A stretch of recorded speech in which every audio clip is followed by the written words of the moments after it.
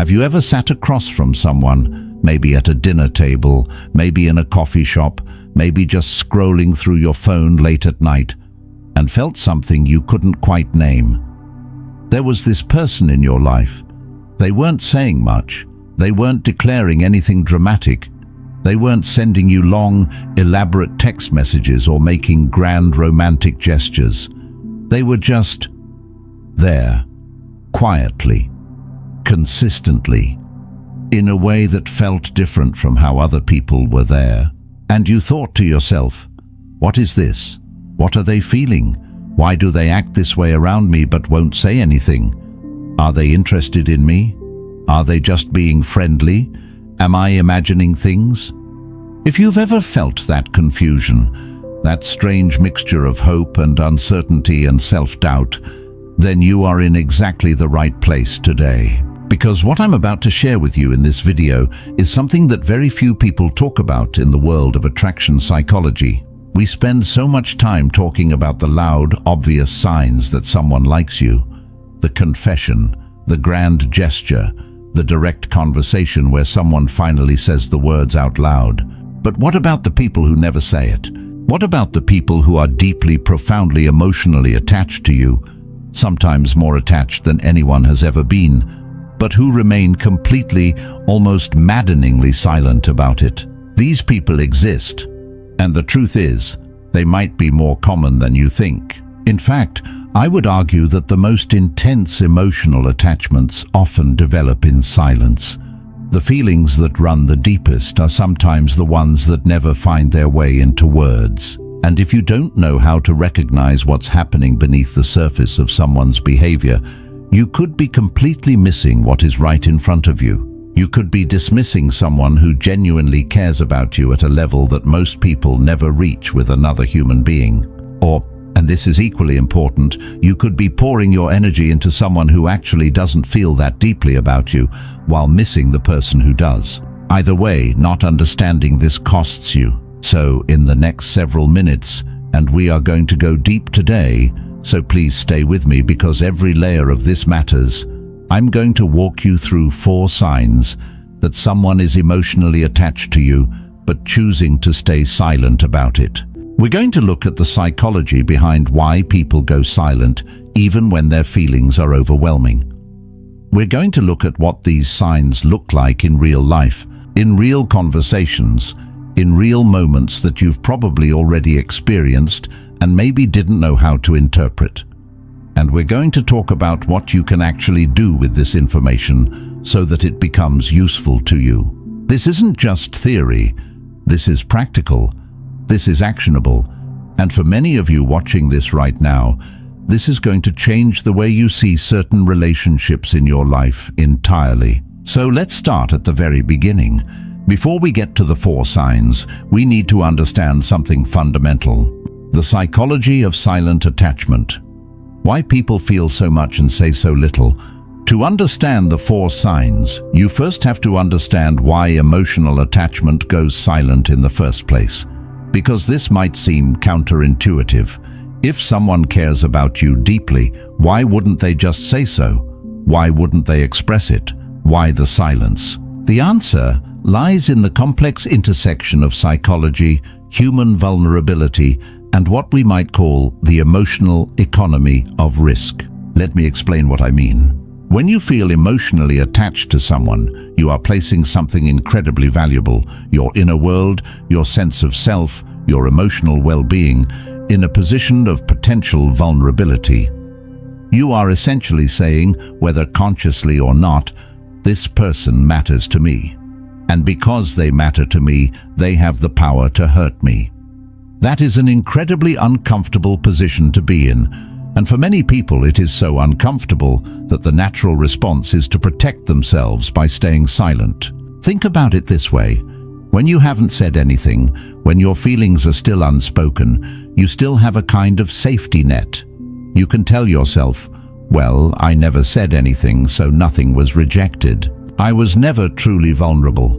Nothing truly bad happened. The moment you speak, the moment you put your attachment into words, you lose that safety net entirely. Now the other person knows. and now they have the power to respond in a way that could be painful. For people with certain psychological patterns, particularly those who have experienced rejection, abandonment, or emotional unavailability in their past, this risk feels genuinely enormous. It doesn't feel like a small risk. It feels like the kind of risk that could fundamentally damage something inside them. So they stay quiet. But here's what's so fascinating, and this is the core insight that makes everything else in this video make sense. Silence about feelings does not mean absence of feelings. In fact, in many cases, the silence is in direct proportion to the intensity of the feeling. The more someone cares, the more terrified they might be to say it. The deeper the attachment, the more carefully they might guard it. This is not logical. Emotionally, it makes perfect sense. Think about the last time you had a massive crush on someone. Did you immediately walk up to them and declare it? Of course not. The more you liked them, the more nervous you probably were. The more you liked them, the more you had to lose. And so the stronger the feeling, the more carefully you hid it. Adults in complex relationships experience this at an amplified level. Because for adults, the stakes feel even higher. You're not just dealing with a crush. You're dealing with friendship dynamics, professional relationships, existing commitments, fear of ruining what already exists between you, fear of looking foolish, fear of misreading the situation, fear of changing everything. So the feelings grow, and the silence grows with them, until you end up with someone who is profoundly emotionally attached to you and completely silent about every single bit of it. Now, there's another layer here that we need to address, because this is something that attraction psychology doesn't always acknowledge clearly. Silent emotional attachment is not the same thing as emotional unavailability. This distinction is crucial. An emotionally unavailable person is someone who has shut down their emotional world.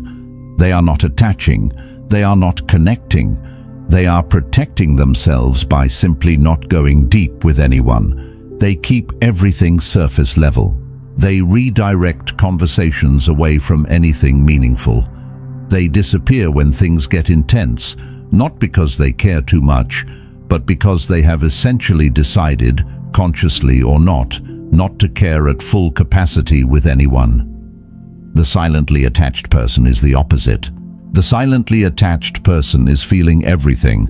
They are deeply connected, deeply invested, deeply present in the emotional reality of their relationship with you. They are just not talking about it.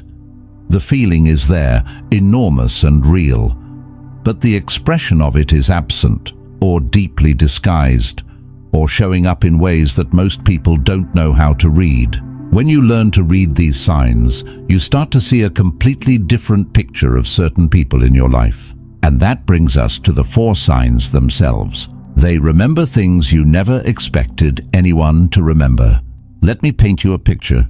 You're having a casual conversation with someone, maybe a friend, maybe a colleague, maybe someone you've been spending time with recently. And in the middle of this conversation, maybe weeks or even months later, they mention something, a small detail, something you said in passing during a conversation that you yourself had completely forgotten. They remember that you mentioned your grandmother's recipe. They remember the name of the book you said you wanted to read. They remember that you were nervous about a specific presentation at work, and they ask you how it went weeks after the fact. They remember that you don't like a certain type of food because of something that happened to you as a kid that you mentioned once, briefly, as a side note. They remember the name of your childhood pet. They remember what you said your biggest fear was in a conversation that happened so long ago, you barely recall it yourself. And your reaction is probably something like, "Wait, how did you remember that?"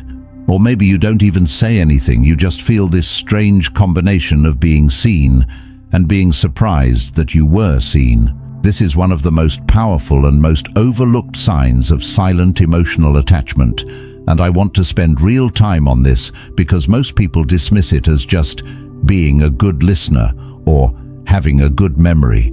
It is so much more than that. Here is the psychological truth about memory. We remember what we pay attention to. We pay attention to what matters to us. Memory is not a neutral recording device. It is selective. Your brain is receiving an enormous amount of information at every moment, and it is constantly making decisions, mostly without your conscious awareness, about what to keep and what to discard. The filter that determines what gets kept is largely based on emotional significance. When something matters to you emotionally, your brain tags it as important. It stores it differently. It creates stronger neural pathways around it. It is more likely to resurface later and to connect to related information. This is why you can forget an entire conversation you had last Tuesday, but vividly remember something someone said to you when you were 12 years old that made you feel embarrassed or joyful or seen. Now apply this to the person who remembers everything you say. Every time you spoke, they were not just half listening the way most people half listen. They were present in a way that is different from normal social presence. And the reason they were that present is because you matter to them at an emotional level that is activating their brain differently than casual acquaintances activate it. You are not ambient noise to them. You are signal. When you speak, their attention sharpens. Their brain shifts into a different mode of engagement. And because of that shift, the things you say get stored in a way that allows them to retrieve those details later, sometimes years later, in a way that surprises even them. They may not even consciously choose to remember these things. It happens organically, as a byproduct of the emotional significance you have in their inner world. But there's something even deeper here that I want you to understand. The fact that they remember these details means that between your conversations, in the spaces where they're not with you, where they're just living their daily lives, you are still present in their mind. You occupy mental and emotional space when you're not physically there. Something you said surfaces in their thoughts when they see something that reminds them of it. They think about what you mentioned. They connect dots between things you've told them. This is not something you do for people who don't matter to you. Think about it. Do you remember the specific details of things that casual acquaintances told you in passing months ago? Probably not. Do you remember specific details from conversations with people you deeply care about? Usually, yes, because those people occupy living space in your mind and heart. What they say lands differently. Now, there's something else about this sign that's worth paying attention to. The silently attached person doesn't just remember. They act on what they remember, often in ways that feel disproportionately thoughtful for the apparent level of your relationship. They send you an article about something you mentioned caring about.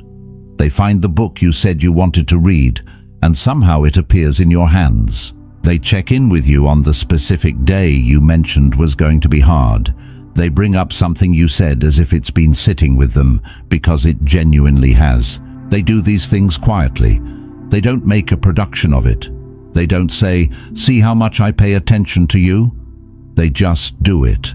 And then they maybe deflect your gratitude or pretend it was nothing, because the last thing they want is for you to see how much thought went into it. That deflection is important to note. The silently attached person will often do these deeply attentive things and then immediately minimize them when you react. "Oh, it was nothing. I just happened to see it. I wasn't sure if you'd even want it." Because to acknowledge that they put thought into it is to acknowledge that they think about you. And to acknowledge that they think about you is to risk revealing the depth of what they feel.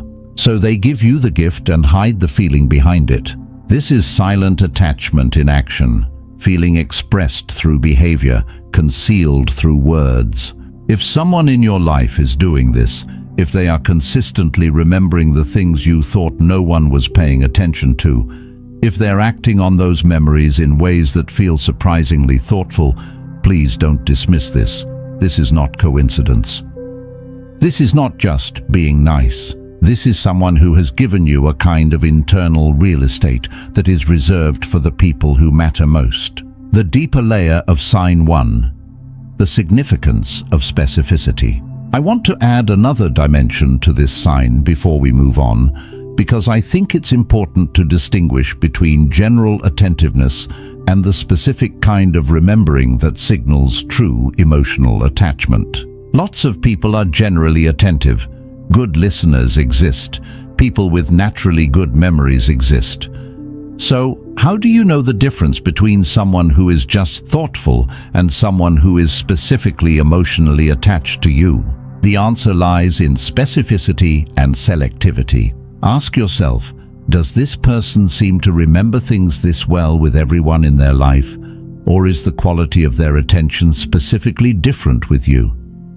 If someone has an extraordinary memory across the board, remembers things about everyone, tracks details in all their relationships with equal precision, that might just be their personality and cognitive style. But if they forget things their other friends tell them, if they're somewhat average in their attentiveness in general, and yet with you they somehow remember everything, that asymmetry is meaningful. That asymmetry is data. You are the exception. And the reason you are the exception is that you occupy a different category in their emotional world than other people do. Also, pay attention to the emotional content of what they remember. There's a difference between remembering factual details, your job, your birthday, your favorite color, and remembering the emotionally significant moments in your conversations. The thing you said that revealed vulnerability. The dream you mentioned once, almost shyly, about what you hoped your life would look like. The thing that made you laugh unexpectedly. The moment when you showed a side of yourself that you don't usually show. When someone remembers the emotionally loaded moments, the things that mattered to you, the things that revealed who you really are, that is deeply significant, because that means they weren't just filing away data. They were feeling the conversation with you. They were moved by what you said. And what moves us stays with us. Sign 2. Their body language is in a constant, quiet conversation with you. We're going to spend significant time on this sign because body language as it relates to emotional attachment is one of the most rich and complex areas of attraction psychology, and most people only scratch the absolute surface of it. Most discussions of body language and attraction focus on the obvious: prolonged eye contact, leaning in, turning toward the person, touching. And yes, these things matter. But when someone is emotionally attached and choosing to stay silent, their body language operates at a much more subtle level. It's not the broad strokes that give them away. It's the micro patterns, the consistent, almost involuntary behaviors that happen so quietly that both they and you might not even consciously register them. Let me walk you through what this actually looks like. Proximity seeking. The silently attached person is consistently in your physical space, not in an intrusive or uncomfortable way. They're not invading your personal space boundaries. But when you're in a room together, they somehow end up near you. When a group sits down, they position themselves to be adjacent to you. When you move to a different part of the room, they gradually drift in your direction. This is not random. The human body naturally moves toward what it finds emotionally comfortable and meaningful. We orient toward what we value. And the silently attached person's body is essentially betraying their feelings by consistently pointing itself at you. They may not even be aware this is happening. In fact, they probably aren't. But if you track where they are relative to where you are over the course of an evening or a gathering, you'll notice a pattern. The brief glance that gets caught. This one is particularly telling and also particularly recognizable because most of us have experienced it from both sides. You look up and someone quickly looks away. Or you catch someone looking at you and there's a moment, just a fraction of a second, where they don't look away immediately, and then they do. And in that fraction of a second there's something, a quality to the look that's different from casual glancing. The silently attached person looks at you. They look at you a lot, actually, but when you catch them looking, they almost always break the eye contact. They look down or to the side. or they suddenly become very interested in something else. Because holding the eye contact feels like an admission of something, and they're not ready to admit it. But here's the thing. The fact that they were looking in the first place is the data. The looking away is just the protection. The opposite version of this also exists. Prolonged eye contact that doesn't break, accompanied by a certain kind of stillness or softness in their expression. Some silently attached people, when they do look at you with an openness and attentiveness that feels distinctly different from the way most people look at you. Like they're not just seeing you but receiving you. Like they're paying attention to something beyond just your words or your face. This kind of quality of attention in the eyes is very difficult to fake, which is why it's such a reliable indicator of what's happening beneath the surface. Mirroring. One of the most well-documented phenomena in interpersonal psychology is mirroring, the unconscious tendency to replicate the body language, posture, gestures, and even speech patterns of people we feel connected to and attracted to. Mirroring happens automatically. You don't decide to do it. It's driven by your brain's mirror neuron system, which is fundamentally a system of connection and empathy. When you feel aligned with someone, your nervous system starts to sync with theirs. Your posture begins to match theirs. If they lean forward, you lean forward. If they cross their legs, you cross yours. If they laugh, your laugh comes easily and naturally. In the silently attached person, mirroring tends to be particularly pronounced because their nervous system is in a heightened state of attunement with you.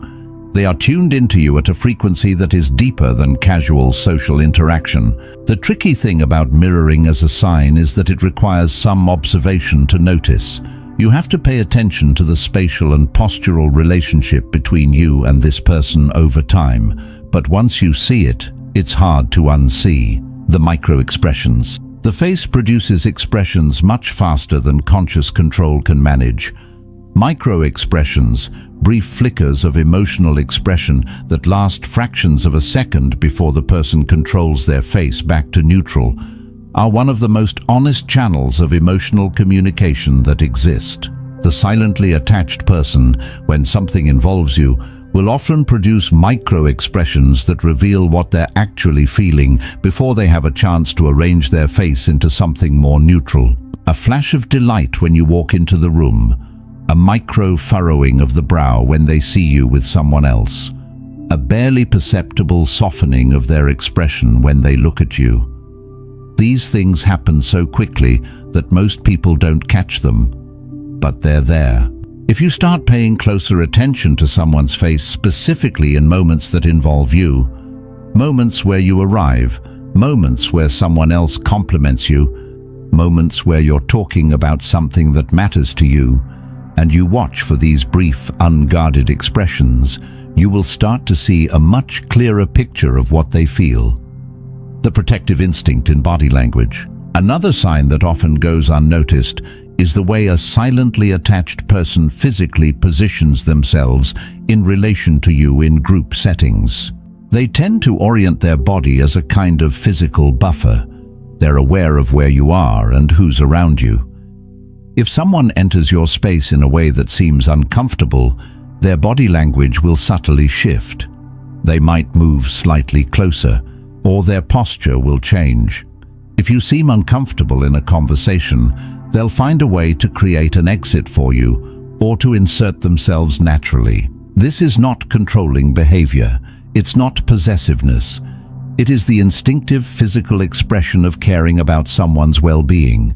It shows up in the body before it shows up in words, because it's being generated by a deep emotional investment in your safety and comfort. The stillness when you speak. Pay attention to how this person holds their body when you are talking. Most people, in most conversations, are processing while you speak. They're thinking about what to say next. They're checking their phones. They're scanning the room. Their bodies reflect this partial attention. Small movements, slight distractions, the physicality of a mind that's doing more than one thing. When the silently attached person is listening to you, something different happens. They become still, not rigid, still. The quality of their physical presence when you speak is different from their presence at other times. Their face is more attentive. Their body is oriented fully toward you. The distractions fall away. This stillness is the physical manifestation of a kind of reverence. You have their full presence because you have something in them that most other things in the world don't have. And their body expresses that whether they want it to or not. The critical element, consistency. Here's what separates body language that signals genuine emotional attachment from body language that might just be coincidental or situational. Consistency. Anyone might lean in during an interesting conversation. Anyone might make prolonged eye contact during a specific intimate discussion. Anyone might accidentally mirror someone for a moment. But the pattern that belongs to silent emotional attachment is one that shows up again and again, across different contexts, different moods, different situations. It's not a one-time thing. It's a style of being in your presence that is distinctly different from how they are in the presence of others. That consistent difference, the gap between how they are with you and how they are with everyone else, is the real sign. When you see that gap consistently across time, that is when you know that what you're observing is not random. It is the body communicating what the voice has chosen not to. Sign 3. They create reasons to be in contact with you without ever giving a real reason. This is a sign that, once you understand it, you will recognize immediately, and it is one of the most behavioral and most trackable of the 4 signs, which makes it particularly useful. The silently attached person has a need to maintain contact with you. They need to stay connected, to stay in your orbit, to keep the thread between you alive. But they can't say, "I want to talk to you because I'm emotionally attached to you and being in contact with you is important to me." So they find other reasons, other pretexts, other excuses to reach out or to maintain presence. And the pattern, when you look at it holistically, reveals what the individual instances are designed to conceal. Let me give you some specific examples of what this looks like. The article, the meme, the video. This is one of the most common modern manifestations of silently attached contact seeking. They send you things, articles that made them think of you, memes that relate to something you talked about, a video they thought was funny that you might like, a song they heard. On the surface, any single one of these is unremarkable. People share things with each other. Friends do this. Colleagues do this. It's normal social behavior. But the frequency matters. The specificity matters, and what they choose to share matters. When someone is emotionally attached to you, the things they send you are not random. They're selected because something genuinely connected them to you. They heard that song and thought of you. They saw that article and it made them think of something you said. They found that place and it seemed like somewhere you'd love. Every shared piece of content is evidence that you were in their thoughts when they weren't with you, that you surfaced in the random moments of their daily life. The frequency of this, combined with the specificity of what they choose, creates a pattern that says more than any single message could. The check-in with a reason. "Hey, how did that thing go? I was just wondering how you were doing with specific situation. Did you ever figure out specific problem you mentioned?" These messages are framed as practical check-ins or follow-up questions, but what they actually are is contact creation wrapped in an excuse. The silently attached person doesn't feel comfortable saying, "I've been thinking about you and I wanted to hear your voice."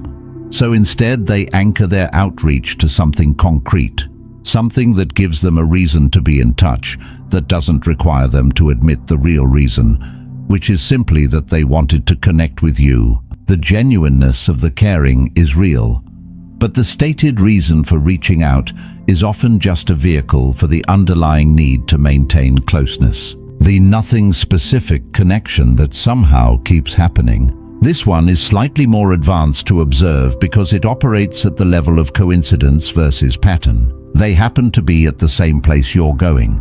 They happen to suggest plans that put you in proximity. They happen to be available exactly when you need something. They happen to show up in contexts where showing up took some degree of intention. None of these things, taken individually, would raise a flag. But when you look at the overall pattern, at how often your lives seem to intersect in ways that feel convenient for maintaining closeness, you start to see the architecture of someone who is actively, if quietly, engineering opportunities to be near you. This is not manipulation. It's not scheming in a negative sense. It's the very human behavior of someone who wants to be around the person they're attached to, but can't simply say, "I want to be around you." So they find paths that look like accidents. The 3 a.m. message, or whenever you're most alone. There's something important about the timing of the contacts a silently attached person initiates. Late nights are disproportionately represented. So are quiet Sundays, slow moments.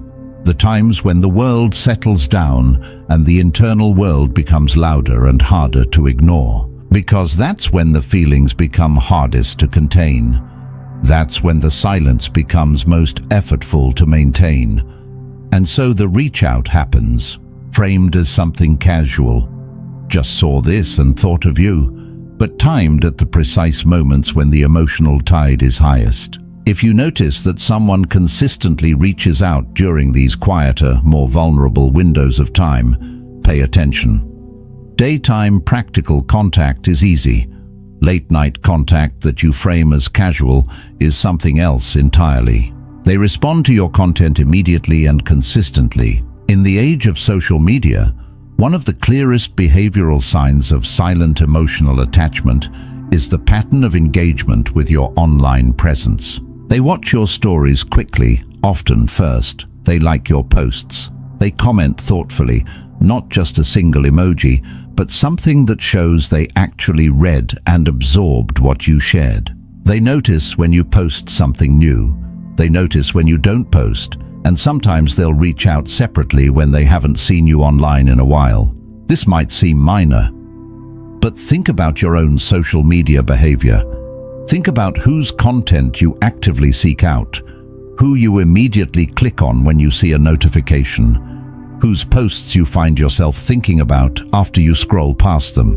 You do this for the people who matter to you, not the people who are neutral in your life, the people who occupy emotional significance. The pattern of their digital engagement with you is a mirror of their inner emotional landscape, even if they would never say so directly. The distinguishing feature of sign 3, the effort to reason ratio. Here is the key diagnostic tool for sign 3, and I want you to hold on to this because it's useful. Look at the ratio between the effort they put into maintaining contact with you and the explicit reason they give for that contact.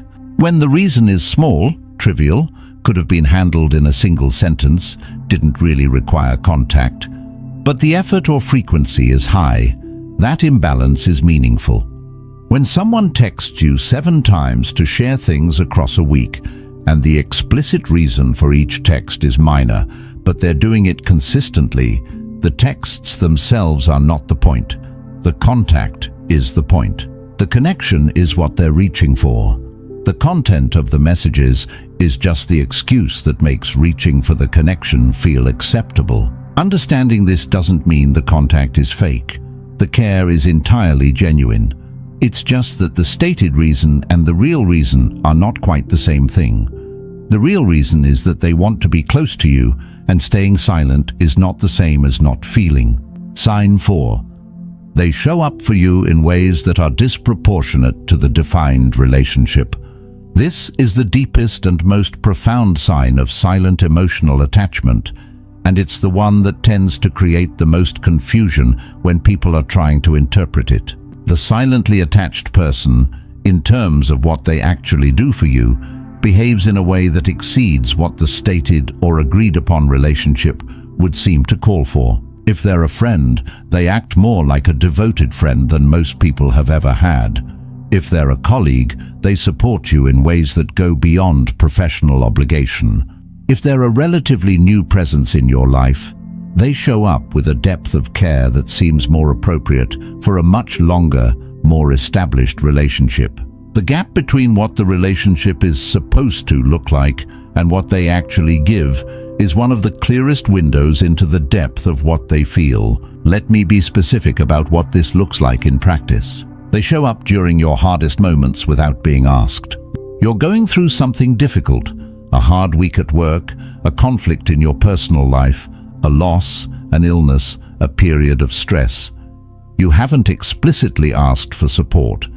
You might have mentioned it in passing, or they might have found out through a mutual connection, or they might have simply sensed that something was off even before you said anything.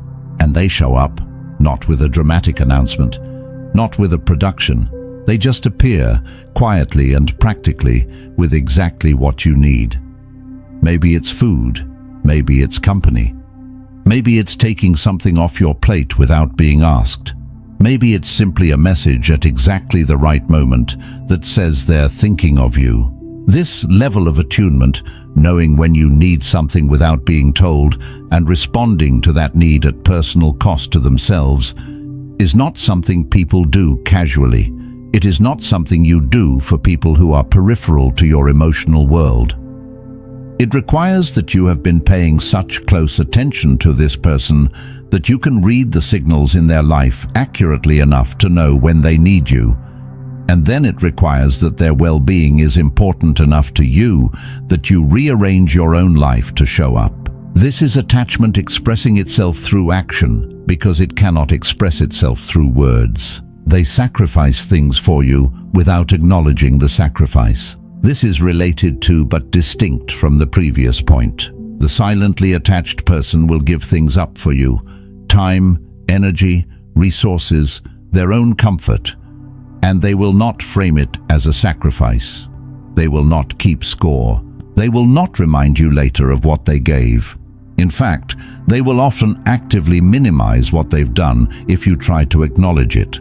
It wasn't a big deal. I wasn't doing anything anyway. Don't worry about it. But you know it was a big deal. You know they were doing something else. You know they went out of their way. And yet they're deflecting your gratitude, almost embarrassed by it, as if being thanked for what they did will somehow reveal how much they wanted to do it. This deflection is actually one of the most telling aspects of this sign. The person who does something for you expecting return or recognition will accept your gratitude and may even amplify it slightly. The person who does something for you because they genuinely care and cannot help but care will often try to make the help invisible, because acknowledging it too directly feels like stepping close to the edge of what they're not ready to say. They advocate for you in rooms you're not in. This one is particularly special because it happens without your knowledge, and you often only find out about it later from a third party. They spoke well of you to someone when you weren't there. They defended you when someone criticized you. They talked about you in ways that were warm and specific and genuine when there was nothing to gain from doing so. The silently attached person is often your most consistent advocate when you're not present, because in those moments there's no audience to perform for, no interaction to navigate, no risk of revealing their feelings directly to you. They can just tell the truth about what they think of you, and so they do. When you hear from someone else that this person spoke about you in this way, that they defended you, praised you, expressed pride in you, supported you, take it seriously. What people say about others when those others aren't present is among the most honest data we have about how they truly feel. They hold space for your emotional life with extraordinary care. When you share something difficult, something vulnerable, something that matters to you deeply, the response of the silently attached person is qualitatively different from what you typically receive. They don't rush to fix things. They don't immediately redirect the conversation to their own experience. They don't offer generic platitudes. They don't look uncomfortable and try to move past the moment. They hold it. They sit in it with you. They ask questions that are genuinely curious and compassionate, questions that show they're thinking about your specific experience, not just running through a social script of how to respond to someone upset. And after the conversation, they carry it with them. They check in. They remember what you told them, and they ask about it later. They let you know that what you shared mattered to them, that they were thinking about it. This capacity to truly hold someone's emotional life, to not flinch from it, to not rush it, to stay present in it with care and curiosity, is not something most people bring to casual relationships. It requires emotional investment. It requires that your well-being is genuinely important to them. It requires at some level love, though in the silently attached person, that word will not be said. They adjust themselves for you in ways they don't adjust for others. This is subtle but profound. You've noticed that they're different with you than they are with other people. Not in a fake way, they're not performing, but there's a version of them that comes out specifically with you. Maybe they're softer. Maybe they're funnier. Maybe they're more honest. Maybe they're more themselves. And they adjust to you, to your moods, your needs, your communication style, your pace. If you're having a quiet day, they can be quiet with you. If you need energy and lightness, they can bring that. If you need seriousness, they can go there. This adaptability, this attunement to who you are and what you need, is not something we do automatically for everyone. We do it for people we are emotionally invested in. We do it because their experience of us matters. We do it because we want the relationship, whatever form it takes, to work for them as much as it works for us. The silently attached person is, often without realizing it, optimizing themselves in your presence. Not to impress you, though that might be part of it, but because your presence activates a version of them that wants to be good for you. Deeper psychology, why the disproportionate showing up happens. There is a profound psychological principle at work beneath sign 4, and understanding it will deepen your appreciation for what's happening and why it matters. When we are emotionally attached to someone, our identity becomes partly organized around them, not in a codependent or unhealthy way necessarily, in a deeply human way. The people we love, the people we are attached to, become part of our self-concept. Their well-being is not separate from our well-being. What happens to them resonates in us. This is why the silently attached person shows up in ways that seem disproportionate. Because from the inside of their experience, there is no such thing as too much when it comes to the person they're attached to. Helping you is not an imposition on them. It's meaningful. It's satisfying. In some ways, it's one of the most authentic expressions of who they are, because who they are at this point includes caring about you. The silence about their feelings doesn't change the reality of the attachment. It just means the attachment finds expression in actions rather than words. And actions, as you're probably beginning to see, can be extraordinarily eloquent. Putting it all together, what do you do with this information? We've now walked through 4 detailed signs. They remember things you never expected anyone to remember. Their body language is in constant, quiet conversation with you. They create reasons to be in contact with you without ever giving the real reason. They show up for you in ways that are disproportionate to the defined relationship. And you're probably sitting with a few different reactions right now. Some of you are thinking about a specific person in your life and feeling a kind of recognition. Oh, this might be what's happening. Some of you are feeling a little uncomfortable because you're recognizing that maybe you're the one showing these signs for someone. Some of you are feeling confused because the signs you're seeing in someone seem to be mixed with other behaviors that point in a different direction. And some of you might be feeling hopeful or excited, or maybe even a little scared by what this information suggests. All of those reactions are valid, and they all lead to the same critical question. What do you do now? Because information without application is just interesting. And I promised you at the beginning of this that what we covered today would be practical and actionable. So let's get into that. What to do, the full guide. First, Resist the urge to jump to conclusions based on one or two observations. Everything I've described today needs to be evaluated as a pattern, not as a single data point. Someone remembering one specific thing you said is just someone with a good memory. Someone doing one disproportionately thoughtful thing for you might just be a generous person. One instance of body language that fits the pattern might just be coincidence. What you're looking for is the consistent presence of multiple signs across time and across different contexts. If someone shows all four of these signs consistently, if you can look across the arc of your interactions with them and see these patterns showing up again and again, then you are on much more solid ground in interpreting them as evidence of silent emotional attachment. Give yourself time to observe before you interpret, and when you do interpret, hold your interpretation with humility, as a best hypothesis rather than a certainty. Second, check your own feelings before you do anything else. This is crucial, and it's often overlooked in the excitement of realizing that someone might have feelings for you. Before you do anything about this, before you decide how to respond or what to say or how to proceed, get honest with yourself about what you feel. Do you want this person to be emotionally attached to you? And if so, why? Is it because you also feel something genuine and are hoping their feelings might make it safe for you to express yours?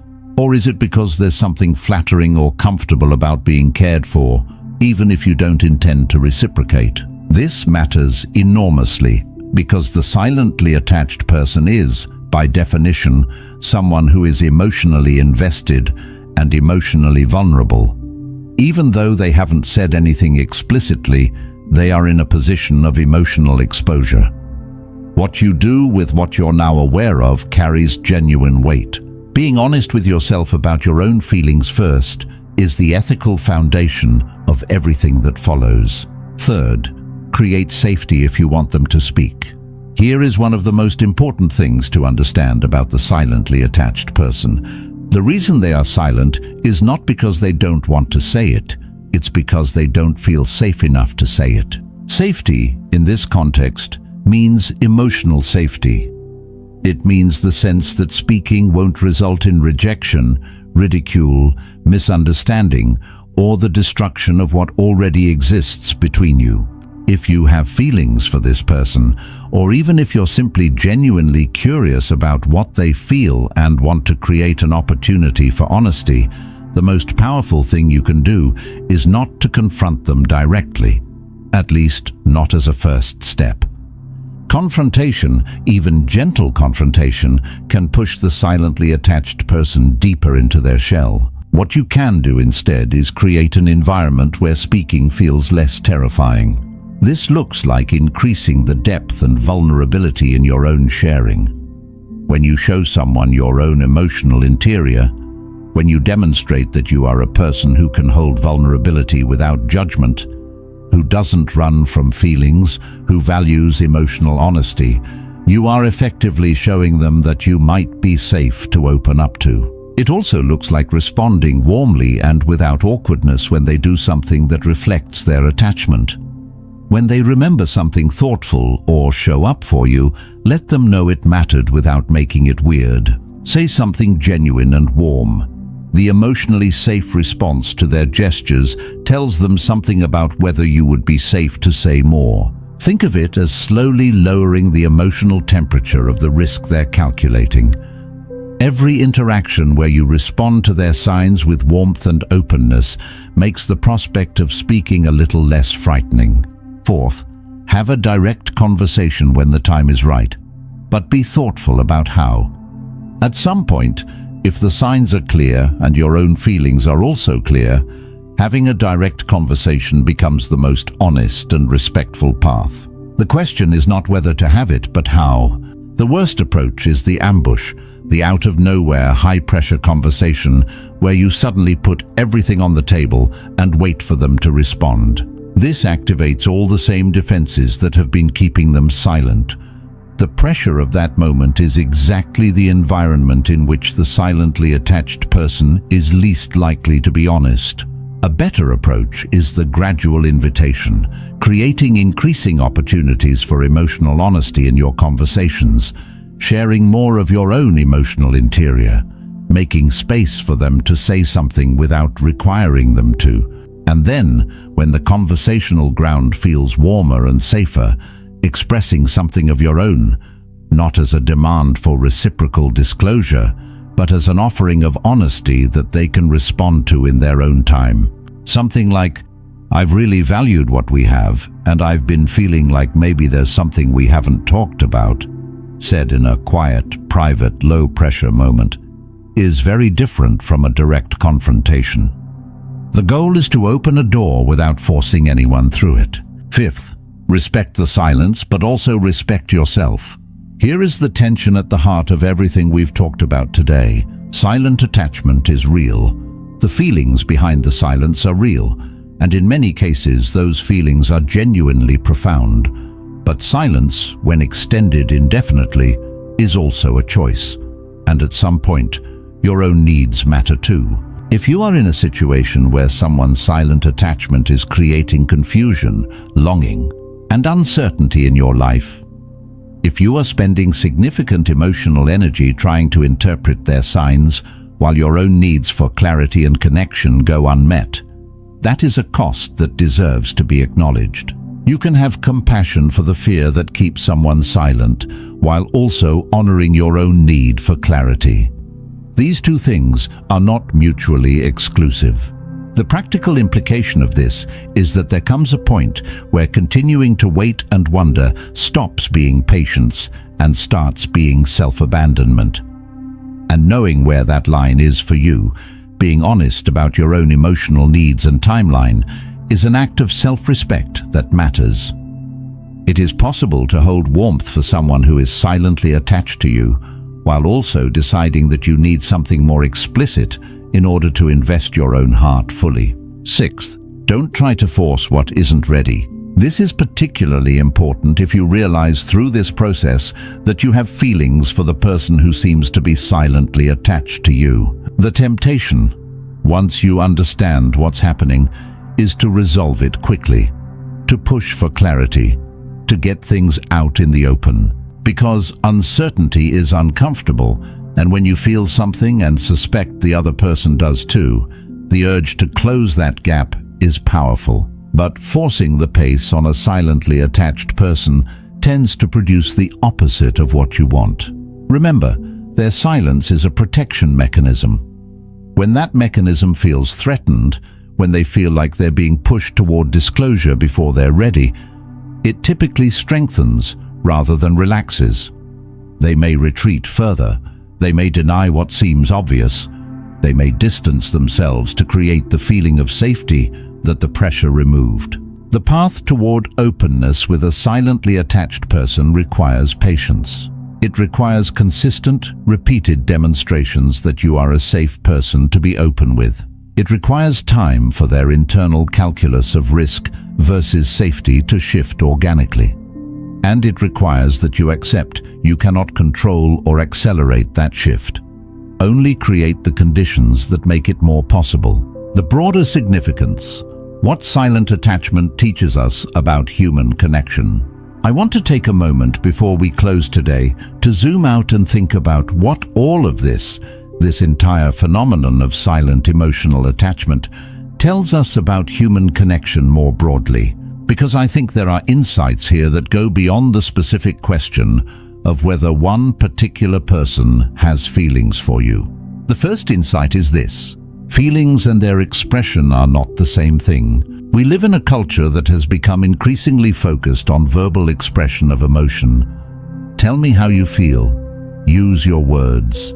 If they don't say it, it doesn't count. And there is genuine value in verbal expression. There is something important about the act of saying things out loud, of being able to name your experience and share that name with another person. But the equation of not saying it with not feeling it is deeply mistaken. Human emotional life is vastly richer, more complex, and more varied than what makes it into words. What people feel and what they're capable of expressing are two entirely different systems. And understanding this saves you from making some of the most painful mistakes in human relationships, either dismissing people who love you because they haven't said so in the right format, or believing declarations that are not backed by any of the behavioral evidence we've talked about today. Actions, as the saying goes, really do speak louder. Not because words don't matter, they do, but because actions can't be easily faked. Words can be said without feeling. The patterns of behavior we've described today are much more difficult to sustain in the absence of real feeling. The second insight is, fear is not the opposite of love. Often it's love's companion. The silence of someone who is deeply emotionally attached comes from fear. Fear of rejection, fear of ruining something good, fear of misreading the situation, fear of being too much or not enough or wrong. But that fear exists precisely because the attachment is real. You don't fear losing something you don't care about. You don't dread rejection from someone you have no real feelings for. The fear is the shadow that the caring casts. Understanding this reframes the silence not as evidence that the feeling doesn't exist, but as evidence of just how much it does. The third insight is, safety is the foundation of emotional expression. When people are silent about what they feel, they are usually, at some level, waiting for safety, waiting for evidence that it's okay to speak, that speaking won't cost them something irreplaceable. This means that in any relationship where you want emotional honesty, where you want people to feel free to show you who they really are and what they really feel, the single most powerful thing you can do is model emotional safety. Show up with your own vulnerability. Respond to people's vulnerability without judgment or awkwardness. Create an environment where honesty is met with warmth rather than with discomfort or dismissal. The more emotional safety you build in your relationships, the more likely the silently attached people in your life are to find their way to speaking, and the more likely you are to build the kind of deep, honest, mutually seen connections that most people deeply long for. The most important caveat: signs are not certainties. Before we close, I need to say something clearly, because it would be irresponsible not to. Everything I've described today is a set of signs, behavioral indicators that, when present consistently across time, suggest the probability of silent emotional attachment. They are not certainties. There are other explanations for some of these behaviors. Someone might be naturally attentive without being specifically attached to you. Someone might have a generally expressive body language style that doesn't carry the specific meaning I've described. Someone might be going through something in their own life that makes them reach out more frequently without that being about deep attachment to you specifically. Reading these signs well requires intellectual humility. It requires holding your interpretation as a working hypothesis rather than a conclusion. It requires continued observation and ultimately some form of gentle reality testing. I've also not talked today, except in passing, about the distinction between healthy and unhealthy forms of attachment. Not all silent emotional attachment is healthy. Attachment that comes with possessiveness, with jealousy that isn't expressed but is visible in behavior, with a pattern of the person struggling to celebrate your other relationships or your independence. These are signs that the attachment, while real, may carry elements that would become problematic if the relationship were to develop. The signs I've described today are, in their healthy form, signs of deep caring, attentiveness, and genuine emotional investment. In their unhealthy form, they can shade into obsession, anxiety-driven monitoring, and connection without appropriate boundaries. Part of reading these signs wisely is being honest with yourself about whether what you're observing feels warm and safe, or whether it carries an edge of something more uncomfortable. Trust your gut. Your nervous system picks up on the difference between care that feels receiving and something that feels more like being watched. The person who is quietly everything. There's something I want to leave you with as we close today. something that I think is at the heart of why this topic matters so much. In every life, there are usually a handful of people, maybe less, who feel things at a depth that is not common, who carry their emotions with an intensity that most people never encounter, who are capable of a quality of attachment that, if they were ever to find the right circumstances to express it, would be rare and extraordinary. These people are often the ones who go silent, not because they don't feel, because they feel so much that the risk of expressing it seems enormous in proportion to what they might lose, because they have learned somewhere along the way that their feelings are too much, or that expressing them creates more pain than keeping them inside. Because the relationship they have with you, however it's defined, however it's named, is something they're terrified of disturbing, and so they remember everything you say. And they position their body toward you without realizing it, and they find every small reason to stay in contact, and they show up for you in ways that exceed anything you explicitly asked for or any role you've given them. They do all of this in silence, and if you don't know how to read the signs, you might never know. I hope that after today you can see them, and I hope that what you do with that seeing, whether it's opening a door for a conversation, or creating more safety for someone you care about, or simply recognizing and honoring the depth of what someone is quietly giving you, I hope it brings more honesty and more warmth and more genuine connection into your life. Because that is ultimately what all of this is about. Not decoding games, not winning some psychological chess match, not figuring out how to get what you want from someone who's guarding their feelings. It's about seeing people more clearly. It's about understanding that human emotional life is more rich and more layered and more quietly present than we often give it credit for. It's about not missing the people who are already, in their own silent way, completely there for you. The loudest declarations are easy to notice. It takes something more to see the love that doesn't make a sound.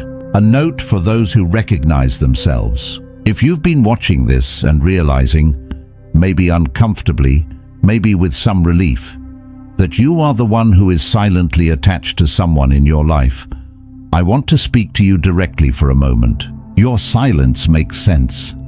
It came from somewhere real, and it's serving a purpose that, on some level, feels necessary to you. Protecting yourself from rejection, protecting the relationship, protecting the version of things that currently feels safe. And there is nothing wrong with you for feeling deeply. There is nothing wrong with you for caring at this level. There is nothing wrong with you for finding the expression of that caring difficult. But here's what I want you to gently consider.